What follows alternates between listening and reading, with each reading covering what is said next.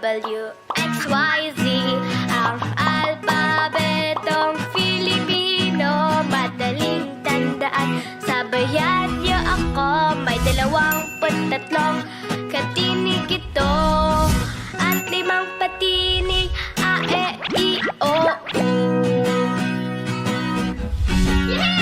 A, B, C, D, E, F, G, H, I, J, K, L, M, N, N, G, O, P, Q, R, S, T, U, V, W, X, Y, Z.